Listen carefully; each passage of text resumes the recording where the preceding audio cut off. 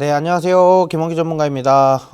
오늘도 여지없이 우리 주식 종목들 좀 알아보고요. 오늘 최근에 어떤 시황 이슈가 있었는지 좀 저희가 알아보도록 하겠습니다. 제일 먼저 우리가 좀 알아봐야 될 거는 저번 주에 우리가 추천했었던 종목들이 어떤 식으로 흐름이 이어지고 있고, 최근 장세에서는 어떤 종목들이 각광을 받을 것인가에 대해서 좀 알아보도록 하겠습니다. 최근에 제가 추천했었던 종목들 중에서 좀 많이 오르는 종목들이 있었고, 일부 지지부진하던 종목들이 있었어요. 자, 이런 종목들이 왜 올랐고, 또는 앞으로 이 종목들이 이제 앞으로 어떻게 오를 것이고, 이 종목들이 오른 후에 어떤 반응을 좀 보일 것인가, 이런 것들을 좀 알아보도록 할게요. 하이브라는 종목을 먼저 알아보도록 할게요. 하이브, 특히 지금 이 종목 같은 경우는 현재로서는 더 추가적인 상승의 모멘텀이 충분히 강한 종목이라고 할 수가 있겠습니다. 하이브는 다들 알고 있다시피 뭐 BTS가 지금 지금 그룹화 되어 있는, 즉 거기에서 BTS 소속 엔터테인먼트가 상장하고, 빅히트라는 상장한 이후에 빅히트라는 종목으로 상장하고 하이브로 이름을 바꿨죠. 상호명을 바꿨는데, 최근에 이제 BTS가 공연도 하고 여러 가지 뭐 이런저런 것들 막 하다 보니까 BTS에 대한 이슈들이 조금씩 다시 재조명되고 있다, 이렇게 생각이 듭니다. 그래서 많은 여러 가지 이슈들이 있는데, 제가 봤을 때는 이제 뭐 위드 코로나로 인해서 BTS가 이제 공연을 준비한다라고 했을 때 그 받는 그 시너지 효과가 조금 더 크게 나올 것이다, 이렇게 예상이 됩니다. 자, 그래서 하이브 같은 경우는 제가 저번 주에 말씀을 드렸어요. 저번 주가 이제 14일 목요일이죠. 목요일 이후부터 추가적인 상승이 계속적으로 나올 것이다 라고 말씀드렸는데, 목요일 이후로부터 계속적인 상승이 있었어요. 이때부터 계속 올라가고 있죠. 그죠? 자, 추세적으로 보면은 목요일장 이후로부터 뭐 못해도 한 10%대 10 한 3, 4% 정도 지금 상승이 나오고 있는데, 지금 하이브가 원래 같아서는 되게 무거운 종목이고 이슈로 인해서 좀 강하게 상승은 나오지만 결국에는 뭐 크게 뭐 변동성이 크지는 않아요. 뭐 예를 들면 뭐 27만원에서 뭐 30만원대 뭐 왔다 갔다는 하고 있지만 그렇게 크지는 않은 상태라고 보시면 될 것 같고요.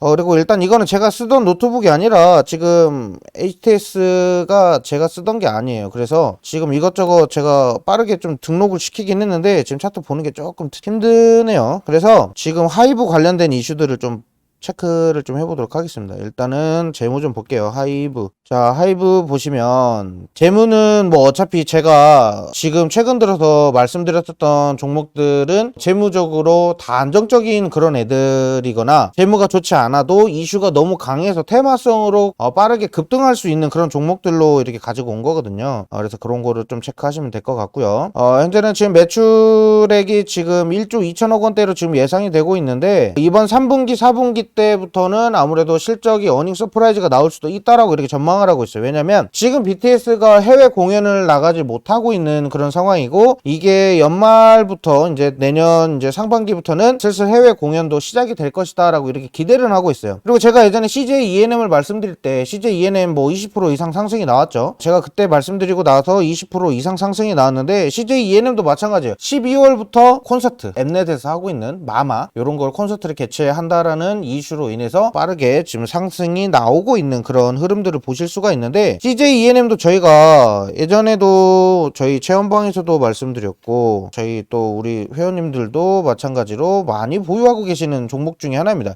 일단은 뭐 대차장고가 원래 코스닥 150 지수나 코스피 200 지수 같은 거기에 편입되어 있는 종목들은 대차장고가 굉장히 활발하게 움직입니다. 그래서 공매도도 잘 들어온다라는 거 지금 알고 계시면 되겠고, 중요한 거는 여기서 지금 상승하기 전에 우리가 매수를 했었다라는 겁니다. 상승하기 전에 매수해서 저 한 20% 넘게 수익을 내고 이번에 청산을 했어요. 왜냐면 지금 최고가 지금 19만원을 돌파할 것이다 라고 무조건 예상을 했어요. 무조건 돌파할 거라고 예상을 했고, 지금 현재 매물도 마찬가지로 계속적으로 들어오고 있는 거고 유입이 계속 됩니다. 그런데 여기서 가격이 떨어지지 않고 계속 방어를 하면서 올라간다는 것은 CJ ENM은 지금 우리가 알고 있었던 그 CJ ENM보다 지금 훨씬 더 힘이 강한 상태라고 보시면 돼요. 위드 코로나의 최대 수혜를 받을 수도 있고요. CJ ENM은 지금 지금 SM 그 엔터테인먼트를 지금 인수하겠다 뭐 이런 이슈도 있고, 그리고 CJ에 또 그게 있죠. 올리브영 있죠. 올리브영을 상장시키겠다 뭐 이런 얘기들이 지금 나오고 있으면서 이슈를 좀 좋게 받고 있는 상태입니다. 그래서 CJENM 추가적으로 더 위로 상승 모멘텀은 강하다. 그래서 지금 들어가는 것보다는 조금 조정을 받을 겁니다. 이 주식이라는 게 항상 그냥 그렇게 뭐 우상향해서 이렇게만 올라갈 수는 있어요. 예를 들면 뭐 원자재 쪽 이런 섹터를 보셨다라고 하면은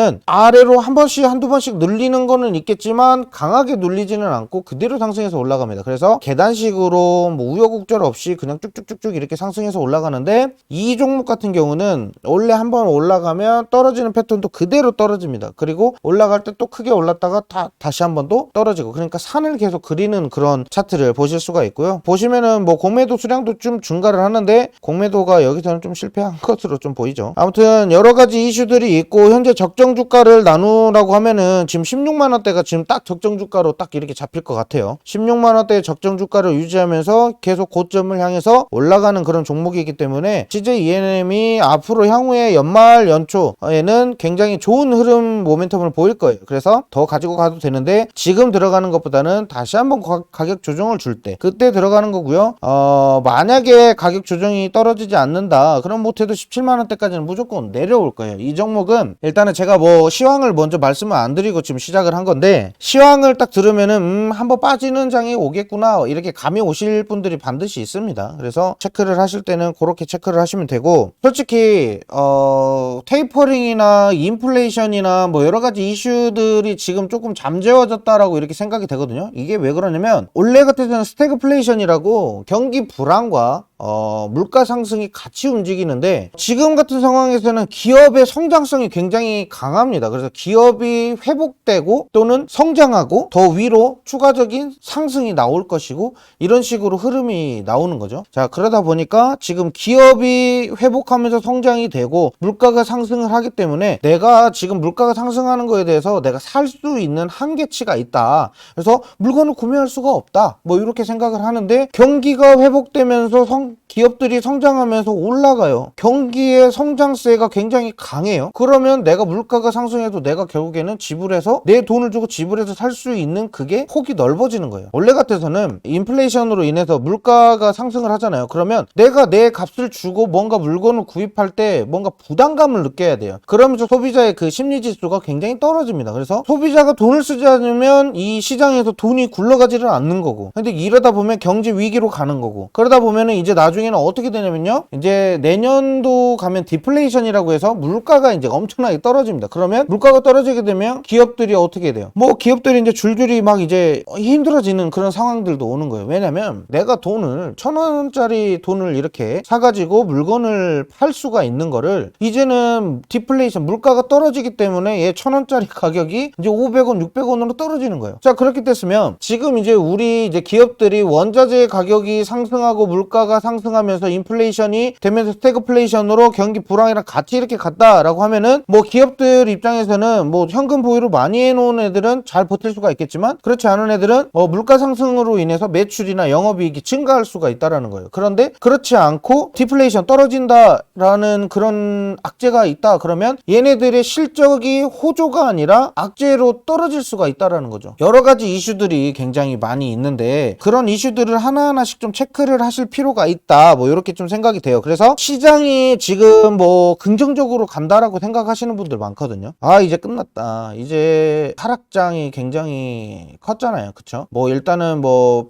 코로나 팬데믹 상황처럼 깊게 빠진 정도는 아니지만 코스피 차트를 한번 같이 보도록 할게요. 다들 알고 계셔야 되는 것 중에 하나인데, 제가 예전에도 한번 말씀드린 게, 코스피에서는 지금 팬데믹 상황 때는 진짜 낙폭이 굉장히 컸어요. 낙폭이 어마어마하게 컸습니다. 자, 보시면 진짜 밑으로 쭉쭉쭉쭉쭉 빠지고 아래 저점인지 아닌지도 모르는 상태에서 위로 양봉 뜨면서 그대로 복구해서 올라왔는데, 자, 지금 현재 시장 같은 경우는 위에서부터 그대로 내리막 단계식으로 이렇게 내려오잖아요. 어느 정도 잘 유지가 되다가 고점을 뚫지 못하고 횡보를 하다가 뚝 떨어지고, 여기서 횡보, 이제 시장이 올라가겠지라는 기대치가 순식간에 떨어지면서 다시 투자 심리가 떨어지면서 떨어지고, 그러면서 원자재 가격이 상승하면서 미 국채금리가 상승하고 시장 균형을 자꾸 와해시키고, 그러다 보니까 이 코스피 시장에는 시장이나 우리나라 국내 증시나 또 미 증시가 또 많이 한 번씩 좀 이렇게 주춤한 적이 있었어요. 근데 지금 중요한 거는 우리 코스피 시장 같은 경우는, 우리 국내 증시 같은 경우는 솔직히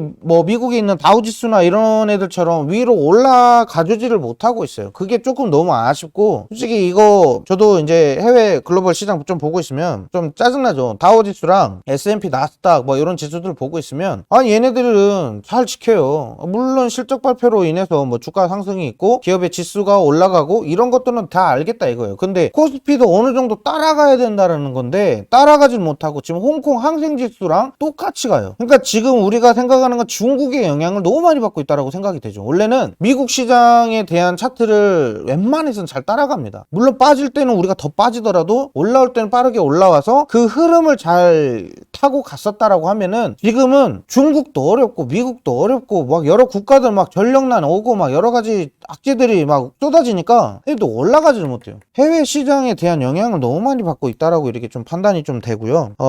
그러다 보니까 지금 제가 봤을 때는 지금 이 코스피 시장이 지금 예전에도 한번 말씀드린 적이 있어요. 여기 갭이라는 거예요. 갭. 요 자리인데 자, 이 갭 자리가 올라와야 됩니다. 이 갭 자리로 올라와야 됩니다. 그래서 요거를 복구를 해줘야 돼요. 자, 그래서 예전에도 한번 말씀드린 적 있죠. 이 갭을 메꾸기 위해서는 반드시 지수가 올라가줘야 된다라고 말씀을 드렸어요. 이 지수가 올라가려면 어디까지 올라가야 돼요? 3050선을 깨고 올라가야 됩니다. 그래서 제가 예전에 이 61선까지 안착이 되려면은 지금 단기적인 자리로 우리가 보는 게 아니라 뭐 제가 봤을 땐 11월을 넘겨야 될 수도 있는 상황이에요. 그러니까 이 자리 지금 2900선에서 3050선 아래로 계속 횡보, 위아래로 횡보가 갈 수가 있는 거야. 한 달 정도. 그러니까 지금 10월 20일 뭐 지금 10월 21일이니까 10월 중순부터 11월 중순 또는 말까지는 계속적인 이런 흐름이 유지가 될 수도 있다라는 겁니다. 그런데 이제 연말을 기점으로 제가 너무 중요하다라고 말씀드린 거 있죠. 이제 미국이 이제 부채 한도 협상을 12월 6일까지 밀어놨다고 했어요. 자, 그럼 제가 11월 말부터는 어떻게 미국 부채 한도 협상에 대한 이슈가 다시 한번 나올 거고 거기서 이제 테이퍼링이나 또는 뭐 금리 인상이다 아니면은 또 인플레이션이다 여러 가지 악재들이 계속적으로 쏟아질 거예요. 뭐 어떻게? 우리가 이제 대응을 해야 되는 부분 중에 하나는 결국에는 이런 횡보장에서 어떻게 수익을 낼 것인가 요거를 두셔야죠. 그래서 지금 현재 뭐 코스피만 보고 말씀드리지만 코스닥도 어떻게 보면은 뭐 그날그날의 변동성이 좀 커요. 그리고 등락폭이 좀 큽니다. 코스피랑 좀 다르게 코스피 1% 오르면 코스닥은 뭐 3% 막 4% 가까이 막 오르고 내리고 합니다. 이게 등락폭이 조금 다르기 때문에 일단 코스피랑 코스닥은 조금 이렇게 찢어놓고 보시는 게 좋아요. 꼭 왜 국내 증시를 꼭 하나로 이렇게 꼭 보시는 분들이 있잖아요. 근데 국내 증시 하나로 보실 필요가 없고 어차피 미국에 있는 기술주들이 오르면 코스닥 지수가 오르지 코스피 지수가 오르진 않아요. 약간 그런 식으로 보시면 돼요. 코스피는 뭐다? 미국에 있는 S&P를 따가지고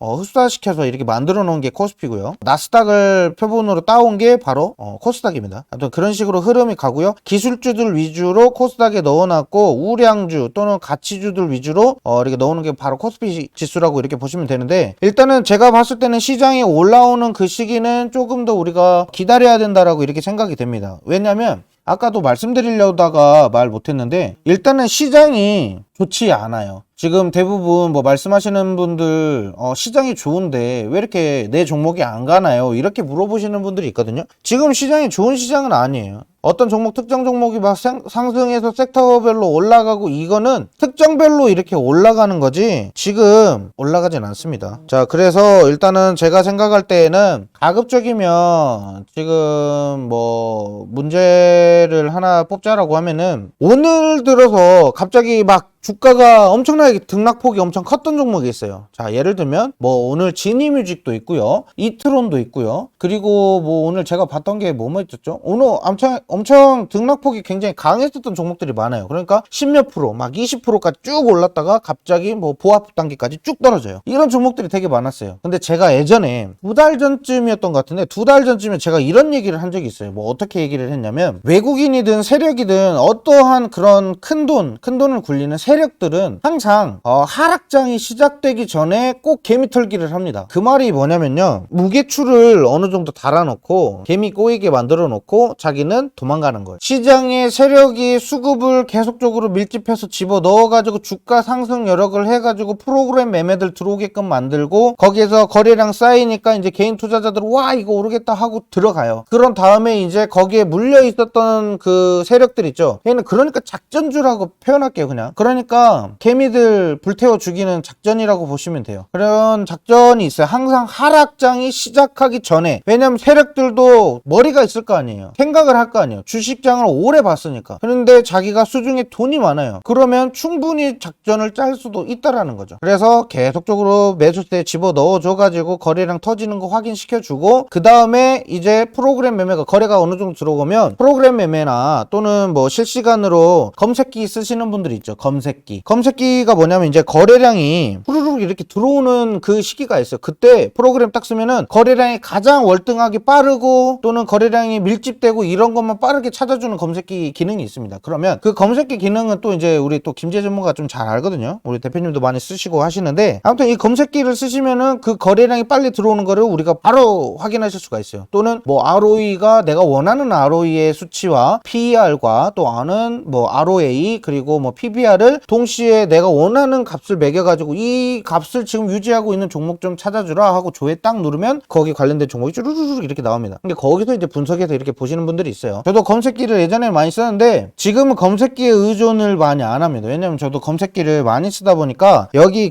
거기 재무 상태에 너무 현혹돼가지고 주가가 크게 빠르게 오르지를 않아요. 일단 무조건 완벽한 재무만 이렇게 보고 들어가는 이런 습관이 있어가지고 그랬는데, 자, 아무튼 그건 나중에, 검색기는 제가 나중에 설명드릴게요. 이거 검색기 조작하는 거 되게 쉬워요. 정말 쉽습니다. 내가 원하는 값어치만 빨리 생각해놓고 있으면 돼요. 정말 쉬우니까 조작하는 건 제가 나중에 알려드릴 거고. 근데 일단 중요한 거는 여기에서 프로그램 매매나 이런 종목들이 갑자기 막 올랐어요. 일단 뭐 하나 보여드릴게요. 차트 딱 보면 이거 하실 거예요. 지니뮤직 볼게요.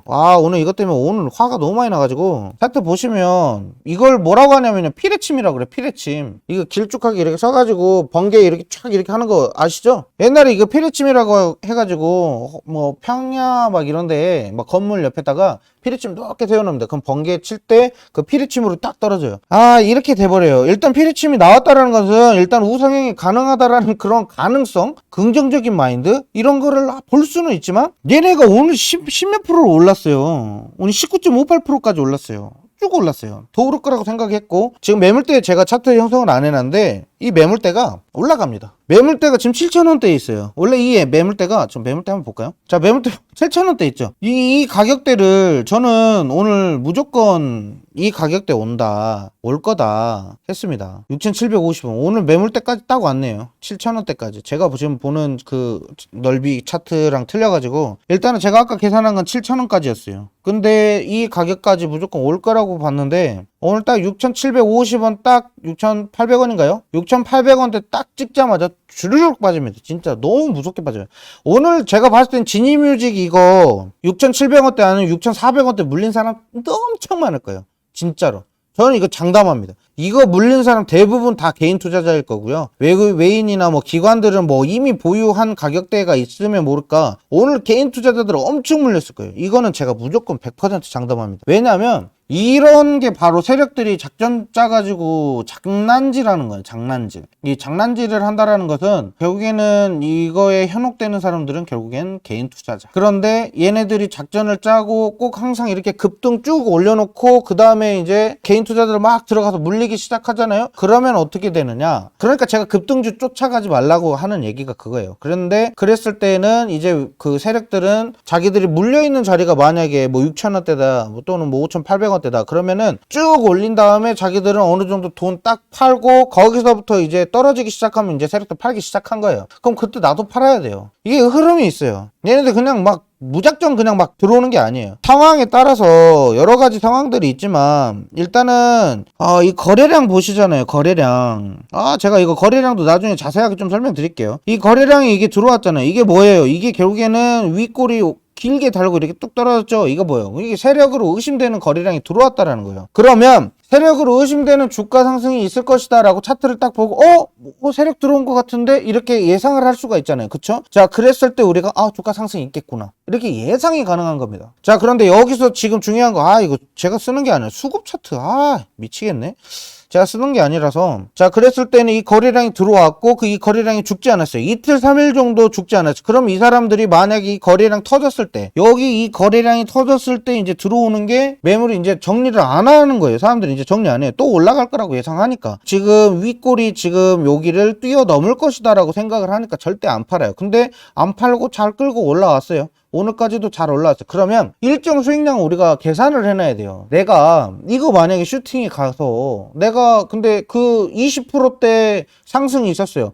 내가 근데 보는 시야가 20%대 상승이 있겠구나 라고 생각이 되면 거기서 그냥 바로 팔고 나와야 돼요. 내가 목표로 하는 수익량이 있어야 돼요. 내가 만약에 여기 5,000원대에 들어와 가지고 나는 이거 30% 먹어야 되겠다 라고 했으면 여기 위에서부터 30% 충분히 먹을 수 있었어요. 6,500원까지만 올라가도 30%예요. 6,500원까지만 올라가도. 근데 우리가 이거를 꼭 아셔야 되는 게 항상 우리가 수익을 잡을 때 대부분 우리가 30% 먹으려고 수익하나요? 10%, 15% 또는 20% 요 정도 수익 내려고 하시는 분들도 있고 스윙으로 갖고 가시는 분들은. 그런데 단기 투자 같은 경우는 뭐 7, 8% 또는 10% 미만대로 이렇게 수익을 내시는 분들 많아요. 이게 내가 목표로 하는 수익량이 어느 정도 정해져 있어야 되는데 대부분 이거 기다리거나 홀딩하는 사람들을 보면은 위에 고점에서 이렇게 떨어져서 물려있는 사람들은 어쩔 수 없어요. 여기 위에서 물린 사람들은 진짜 어쩔 수 없어요. 근데 떨어졌다가 주가 어차피 반등할 거니까 갖고 있었던 사람들은 모르겠지만 진짜 단기로 급등해서 빠르게 돈 벌려고 하시는 분들은 절대 이렇게 투자하시면 안 됩니다. 정말로 이 사람들이 진짜로 이 세력들이 솔직히 돈 앞에는 장사 없고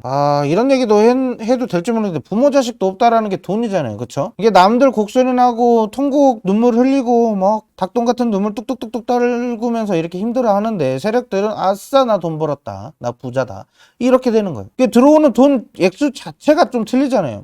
우리는 몇백만 원, 몇천까지 들어가는 사람 없을 거예요. 이 진입뮤직에다 몇천 들어가는 개인 투자자는 거의 없을걸요. 물론 있겠지만. 아무튼 그런데 세력 같은 경우는 진짜 몇 억을 투자해가지고 주가 조작을 만듭니다. 충분해요. 그리고 이 세력들이 본인들만 하는 게 아니에요. 이게 주변에 이제 손 큰 사람들이 이 사람들끼리 이제 작전 짜는 거예요. 야, 이거 올리자. 올라갑니다. 정말로 이거 거짓말이 아니라 혹시 주식 관련된 영화를 보신 분들은 아실 건데 이거 대충 조금 뭐 돈 들어오겠다 뭔가 그 돈 흐름 좀 아시는 증권사에 있는 사람들이나 이코노미스트들은 뭐 일단은 뭐 글로벌 시장을 보는 사람들이고 거기에 대한 뭐 시장에 견해를 주는 사람들이기 때문에 이코노미스트가 아니라 뭐 트레이더들, 예를 들면 거래를 직접적으로 이렇게 하는 트레이더들, 저희 같은 사람들, 이 트레이더들 같은 경우는 뭔가 이거 들어오겠다, 이거 우리가 좀 뭐 만지면 들어오겠다, 약간 그런 게 있어요. 자, 그런 사람들을 제외하고는 정말로 이 조작하는 거 정말 위험합니다. 그리고 주변에서 돈 몇천씩 이렇게 갖고 있으니까 야, 우리가 이거 유통 주식이 좀 짧고 주식 보유가 좀 적으니까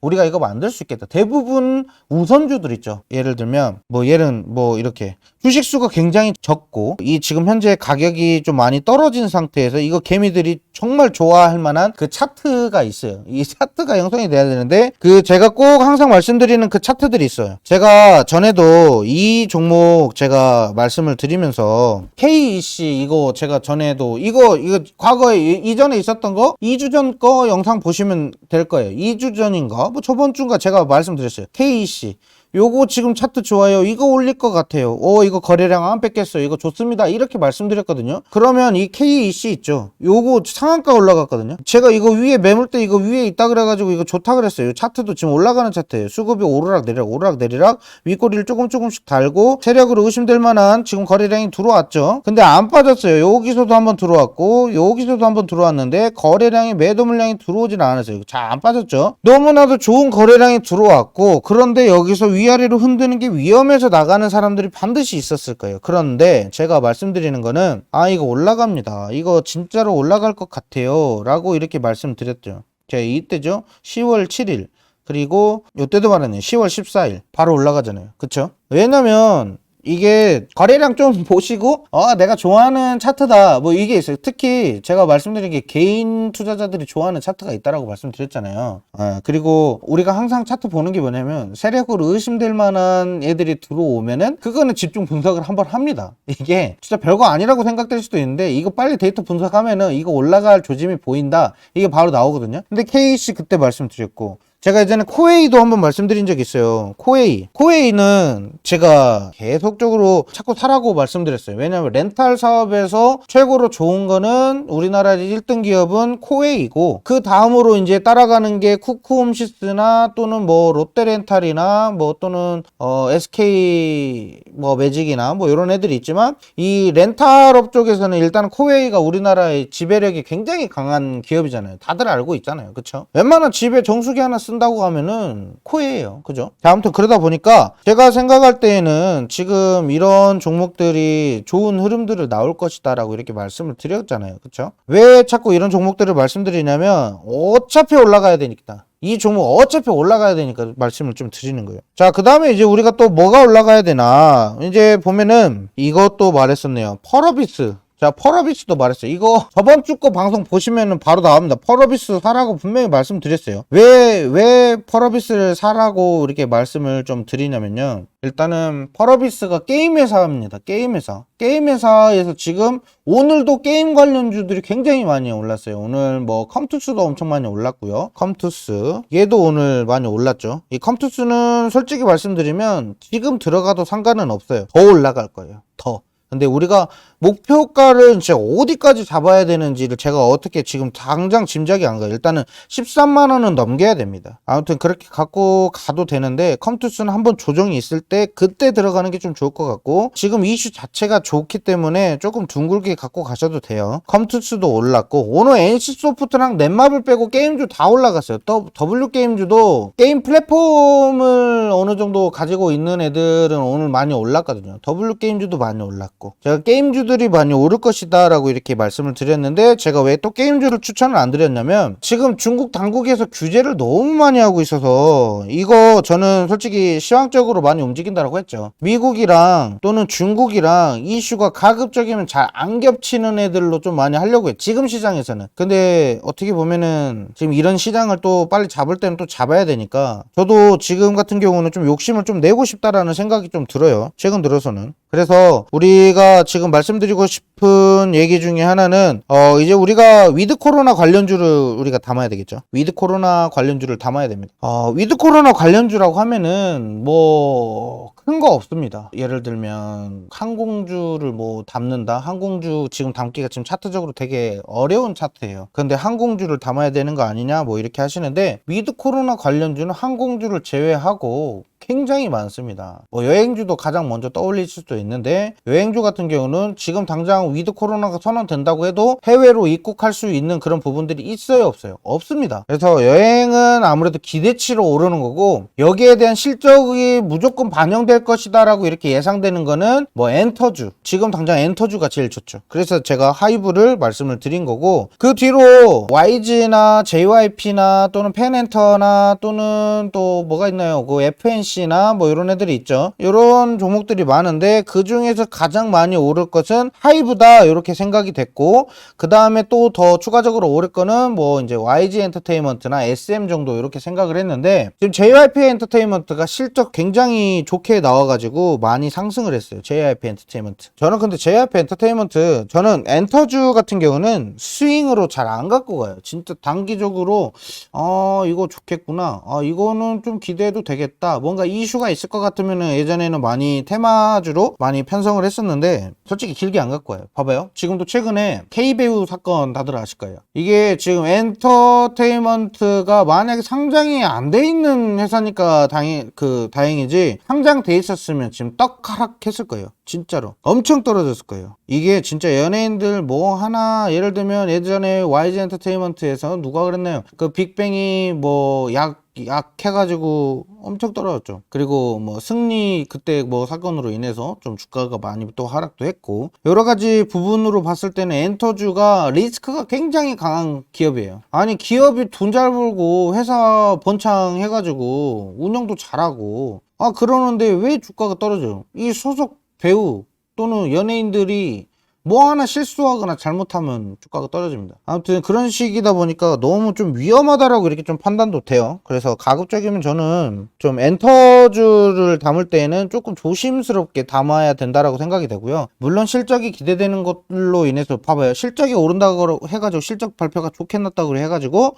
올랐어요. 이런 부분은 좋아요. 근데 좀 좋지 않다라는 거 좀 말씀을 좀 드리겠고요. 우리가 오늘 추천드려야 되는 종목도 있고 추천했었던 종목 중에 올라간 거 펄어비스 올라갔고 그 다음에 KEC 상한가 올라갔고요. 제가 여기서 말씀드린 거예요. 다른 데서 말 안 해요. 여기서만 말씀드리는 거고 다른 데에서는 제가 뭐 추가적으로 뭐 어떤 종목이 뭐 안정적이고 이 종목이 좋겠다 좀 안전하게 포트를 구성해야 되는 우리 또 저를 믿고 따라와 주시는 분들이 있어요. 그런 분들을 위해서는 안전한 포트를 구성을 해드리지만 여기서는 진짜 급등하거나 뭐 이렇게 하는 종목들을 말씀드려도 된다라고 생각을 하거든요. 왜냐면 투자는 본인의 판단의 자유니까. 근데 그냥 막 이거 오르겠다 그냥 대쯤 그냥 이거 오르니까 사세요 이게 아니에요. 저희도 진짜 데이터 분석 많이 해가지고 가는 거고. 자, 일단은 제 효자 종목 하나 나옵니다. 이제 이거는 넣을 때마다 돈 벌었었던 종목이고요. 자, 케미칼주 이제 화학주를 이제 슬슬 담아야 됩니다. 자, 제가 말씀드리고 싶은 거는 연말 연초를 대비했을 때 연말에 한번 상승이 또 나오기 시작할 거라고 생각이 돼요. 근데 이거 뭐 크게 오르진 않아요. 이거는 정말 크게 오르진 않고요. 이 KG사에서 좀 호재가 있어서 좀 올랐는데 정말 많이 안 오릅니다. 이거 대부분 보면은 여름철에 이렇게 많이 오르잖아요. 그쵸? 이게 왜 괜히 데이터가 중요한 게 아니냐면요. 중요하냐면요. 정말 중요합니다. 이 여름철에 이게 올라간다라는 이 데이터를 알았을 때 우리가 여름철에 이 화학주를 우리가 미리 준비를 할 수가 있다는 거예요. 자, 보세요. 5월달, 6월달에 올라가죠. 이거는 제가 진짜 실패를 1도 안 했어요. 한 번도 안 했어요. 이거를 왜 자신있게 말하냐면요. 자, 5월, 6월달에 항상 오르죠. 자, 2000 몇 년도? 2018년도죠. 2019년도는 아이고 이거 7월달에 살짝 오르고 말았네요. 그쵸? 2019년도. 자, 그 다음에 2020년도 보면은 여기서 7월에서 8월달 여름철에 이렇게 올라갑니다. 자, 2021년도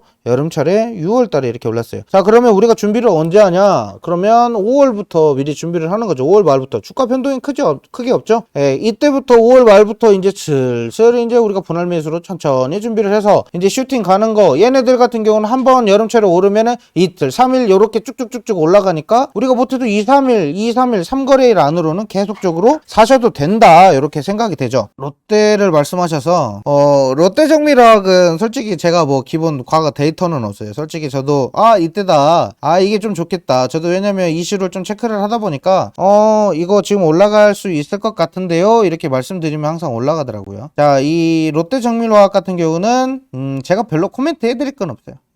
이거는 솔직히 화학주 오른다라고 해서 그 이슈로 이거 그러면 롯데정밀화학밖에 없다라고 해서 이렇게 추천을 그때 한번 말씀을 좀 드린 적이 있고, 제가 이거 말고 교육을 할 때가 있는데 그때 한번 말씀을 드렸고, 지금은 제가 롯데정밀화학에 대해서는 뭐 그닥 코멘트를 드릴 게 없습니다. 자, 롯데케미칼도 마찬가지입니다. 롯데케미칼도 아까와 마찬가지로 이제 상승 모멘텀이 좀 있을 종목이니까 솔직히 이 케미칼이라는 게 사업성이 다 틀려요. 예를 들면 KG케미칼, SK케미칼 또는 뭐 롯데케미칼 또는 뭐 그린케미칼 또는 포스코케미칼 뭐 지금 사업하는 것들이 다 틀려요. 그래가지고 뭐 오른다라고 하면 그 시기 뭐 비료 관련된 화학 종목이다라고 하면 그 올라가는 시기가 있고, 또는 친환경적인 사업을 하는 애들은 그 정책적인 그런 부분이 있기 때문에 이 데이터적으로 올라가기보다는 이 정책 사업으로 인해서 올라가는 게 많아요. 최근 들어서도 그린케미칼이 많이 한번 올랐었잖아요. 그쵸? 한번 올랐다가 지금 이제 상승분 반납하고 내려오고 있는데, 이 정책적인 사업이 굉장히 중요합니다. 왜 탄소 관련된 부분으로 언급이 되자마자 그린케미칼이 올랐거든요. 이게 사업성이 조금씩 틀려요. 그런 부분은 보시면 되겠고, 지금 제가 지금 최근 들어서 주목을 하고 있는 종목들이 있잖아요. 자, 현대퓨처넷도 제가 요거는 좀 좋은 흐름 갈 것이다 라고 말씀드렸죠. 이게 아까 뭐랑 비슷하냐면요, 아까 제가 KEC 말씀드렸죠. 약간 차트가 그거랑 좀 비슷한데 그것보다는 수급이 그렇게 많이 들어오진 않았어요. 하지만 아까 말씀드렸던 세력으로 의심될 수 있을 만한 세력들이 지금 거래량이 좀 들어온 상태고 물량이 크게 뺏기지는 않은 상태이고 이 지금 현재 매물대를 소화해서 올라간다라고 하면 추가 상승이 무조건 나올 수 있다. 모멘텀이 나올 수 있다. 요거고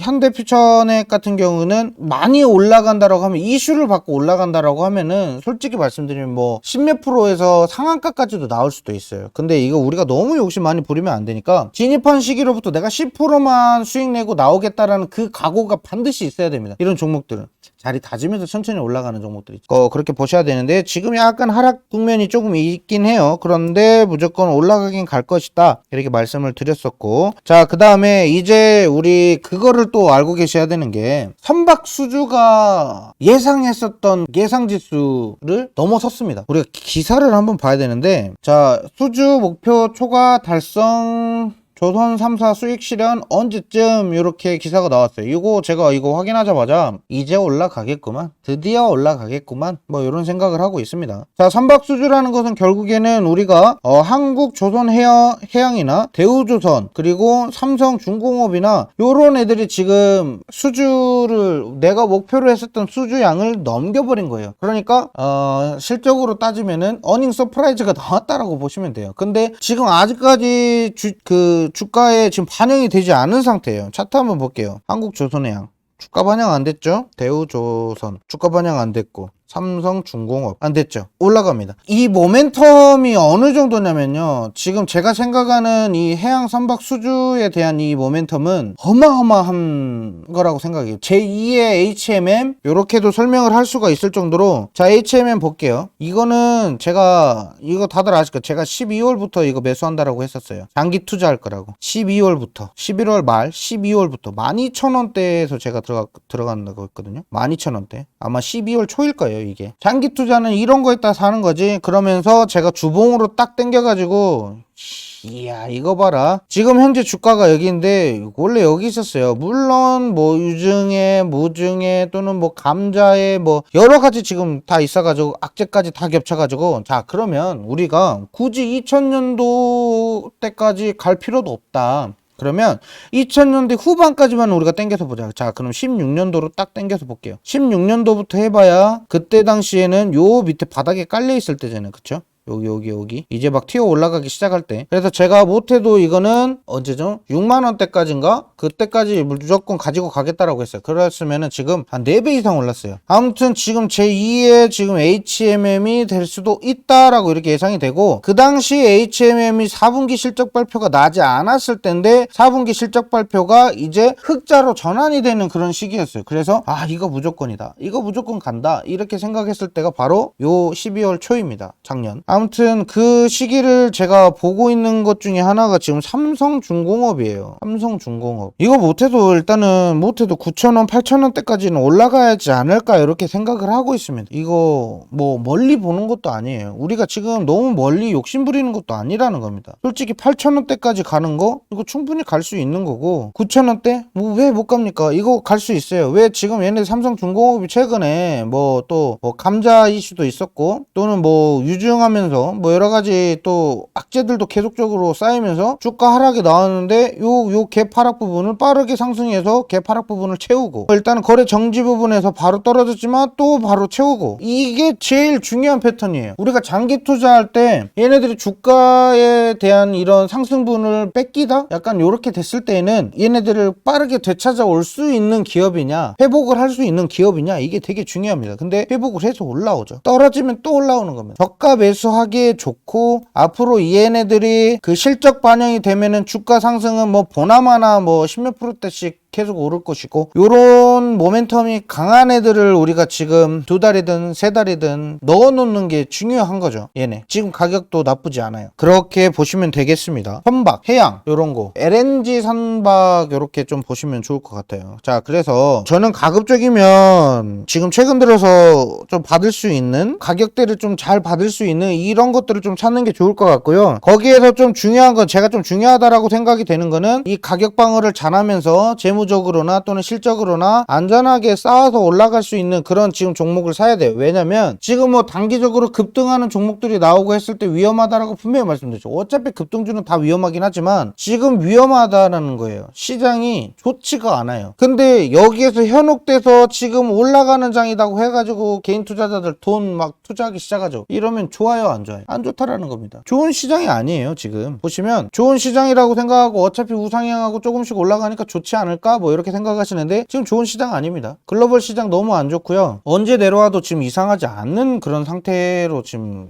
떨어지고 있는 상태예요. 우리가 굳이 좀 무리해서 지금 투자할 필요는 없다라는 거예요. 어차피 남들 나중에 진짜 울고 불고 좀 안 좋게 말하면 한강에서 바람 좀 쐬러 가실 분들이 분명히 있어요.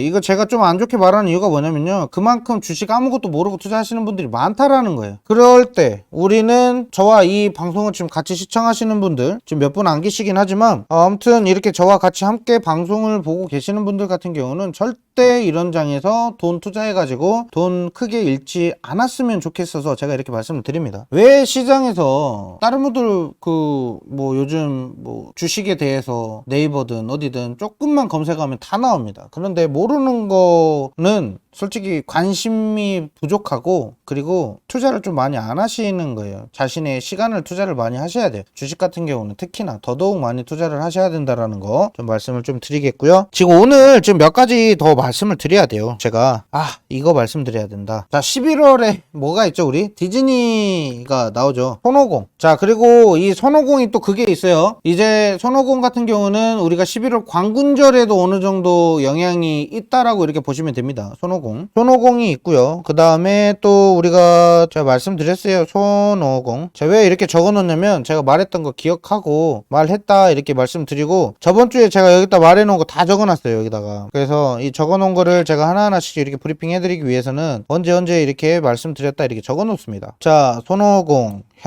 삼성중공업. 자, 왜냐면 저 같은 경우는 이거를 데이터를 남겨놔야 되기 때문에 항상 이렇게 말씀을 좀 드리는 거고요. 만약에 지금 이 방송을 보고 계시는 분들이 저와 지금 투자 포인트가 좀 맞다라고 하시면은 저를 잘 따라와 주시면 될 것 같아요. 자, 혹시 용평리조트가 뭔지 아시는 분들이 있을 거예요. 용평리조트. 이거 남북 경협지로도 들어가는 종목인데, 자, 용평리조트 같은 경우는 제가 한번 와르르 떨어질 때가 있을 거예요. 용평리조트. 한번 떨어질 때 그때 담아야 됩니다. 얼마나 떨어지냐면 이제 5,200원대, 5,000 또는 100원대까지는 지금 떨어질 것이다. 뭐 이렇게 예상을 하고 있습니다. 자, 요 부분을 또 우리가 또 체크를 하실 필요가 있습니다. 용평 리조트. 일단은 지금 사라는 거 아니에요. 관심 종목에 적어놓고 용평 리조트가 제가 말한 그 가격대로 떨어지면 그때 매수를 하라고 이렇게 말씀을 좀 드리는 거고, 얘네들이 주가 상승이 어떻게 올라가는지 배우시라고 이렇게 말씀을 드리는 겁니다. 일단은 예전에도 이마트 제가 한번 말씀드렸지만 이마트는 쿠팡에 비해서 굉장히 저평가를 받고 있는 기업이기 때문에 이마트도 나쁘지 않다라고 말씀드렸어요. 제가 왜 지금 이거 갑자기 말씀드리냐면 질문 들어온 걸 제가 여기다 적어놨어요. 질문 들어온 거를 적어놔가지고 하나하나씩 좀 말씀드리는 거니까 혹시나 이 방송을 시청하시다가 궁금하신 게 있으시면 질문 남겨주시고요. 자, 이마트는 지금 쿠팡에 비해서 저평가가 되고 있는 기업이기 때문에 실적 발표 시즌 이후로부터 주가 상승 모멘텀이 나올 것이다.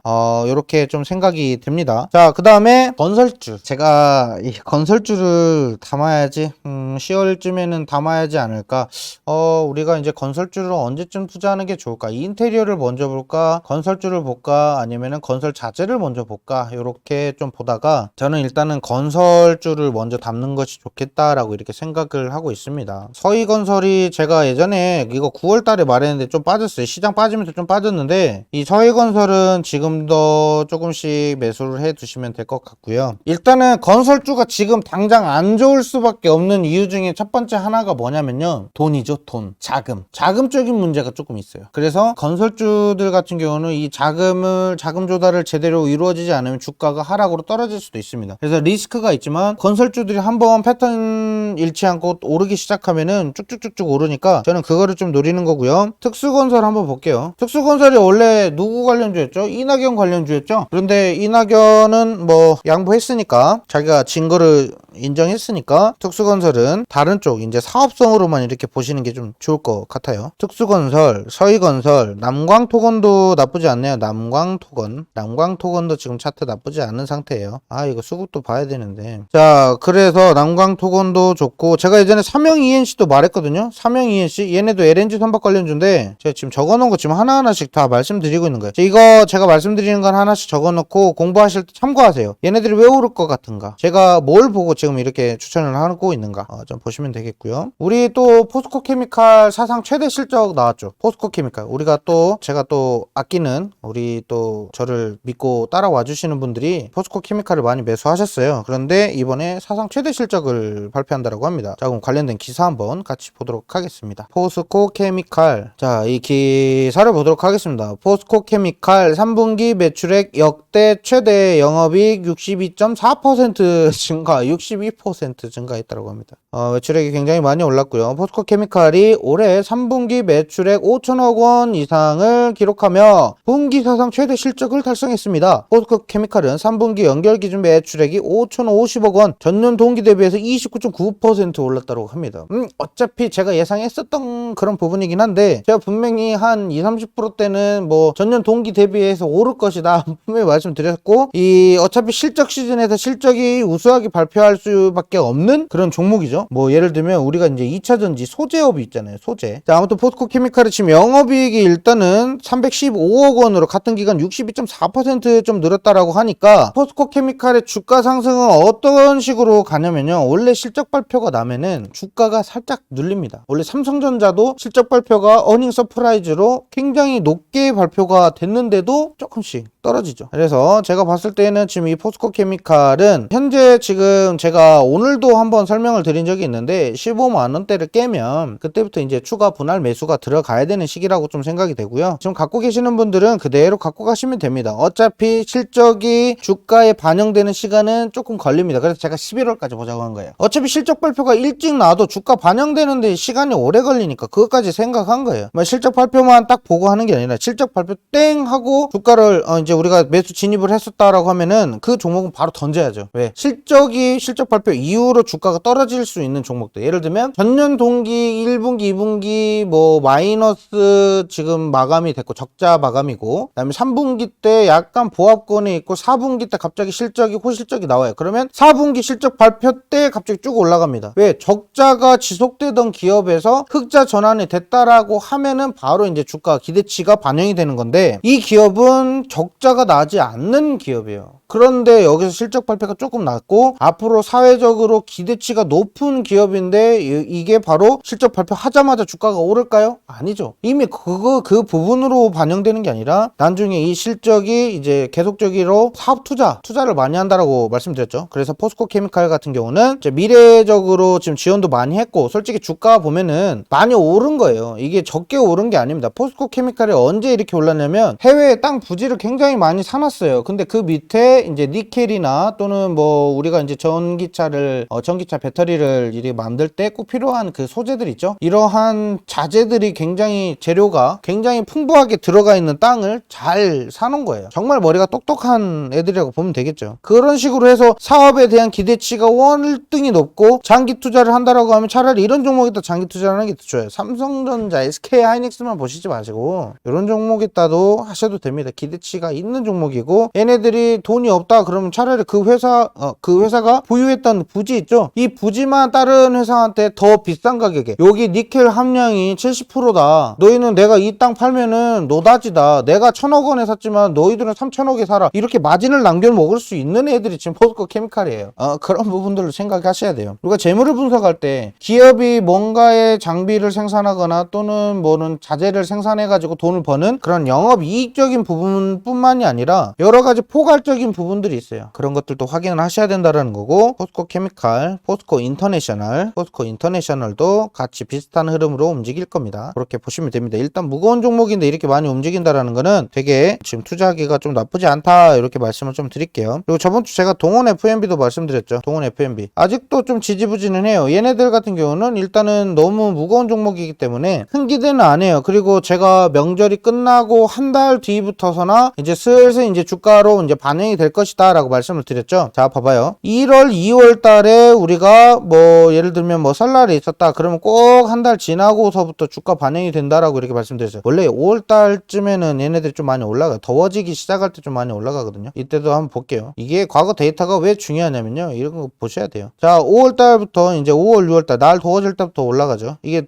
올라가는 이유가 있어요. 올라가는 이유가 있습니다. 자, 이 패턴을 잘 보셔야 되고, 2017년도 올라가죠. 2018년도 차트. 그 다음에 2019년도 요때 5월, 6월 달부터 올라가기 시작하고요. 자, 그 다음에 2021년도 이제 4월, 5월부터 올라가기 시작하죠. 근데 연말쯤 돼가지고 이제 9월 달 돼서 이제 슬슬 주가 반영이 될 건데 딱 많이 상승한 건 아니라 데이터적으로는 조금 그렇네요. 근데 일단은 동원 FNB는 지금 많이 빠진 상태죠. 올라갔다 빠졌죠. 이제 주가 회복해서 올라가야 되는 시기니까 일단 동원 FNB는 제가 예전에도 말씀드렸다시피 이거는 장기 투자 종목이에요. 아셨죠? 아직 매수를 안 하신 분들은 주가가 올랐다가 다시 한번 뺄 거예요. 오르신 분들은 좀 위쯤에서 빼시는 게 좀 좋고. 자, 일단 그래서 동원 FNB가 지금 실적이 좀 기대가 된다 이렇게 생각이 됩니다. 왜냐면 동원 FNB 이번에는 조금 그게 있었잖아요. 그 뭐야, 코로나 때문에 집콕 하는 사람들이 많아서 동원 참치 많이 먹을 거라고 했잖아요. 이게 진짜 우스갯소리로 하는 게 아니라